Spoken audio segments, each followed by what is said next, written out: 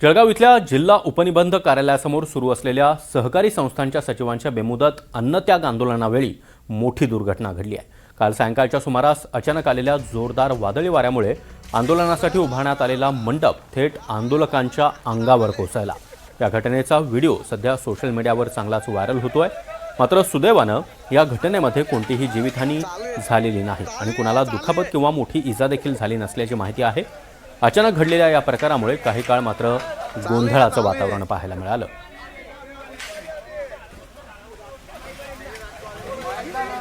मंगेश जोशी सध्या आपल्यासोबत जोडले गेलेले आहेत। मंगेश, आंदोलन सुरू होतं, जोरदार वारा आला आणि हा मंडप आंदोलकांच्या अंगावर कोसळल्याचं दिसतंय।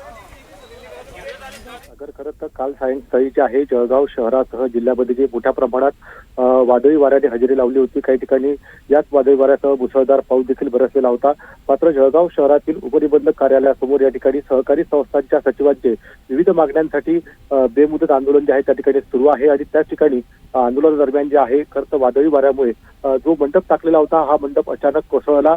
सुदैवाने ज्या ठिकाणी हे आंदोलनकर्ते बसलेले होते त्यांच्या अंगावर हा मंडप कोसळला असला तरी मात्र यामध्ये कोणालाही दुखापत झाली नसल्याची माहिती आहे। मात्र या संपूर्ण प्रकारामुळे जे आहे आंदोलनस्थळी काही काळ गोंधळाचं वातावरण निर्माण झालेलं होतं। या प्रकरणामध्ये संपूर्ण पाहायला गेलं तर जळगाव शहरातही अनेक ठिकाणी या वादळी वाऱ्यामुळे जे आहे अनेक बॅनरचं नुकसान झालेलं आहे। अनेक ठिकाणी झाडं देखील कोसळलेली आहेत। काही ठिकाणचा वीज पुरवठा जो आहे तो देखील कालपासून खंडित आहे। मात्र सुदैवाने ज्या ठिकाणी हा मंडप कोसळला त्या ठिकाणी आंदोलन करताना कुठलीही इजा झाली नसल्याची माहिती जी आहे ती समोर आलेली आहे। सागर, नक्कीच मंगेश, धन्यवाद या माहितीसाठी।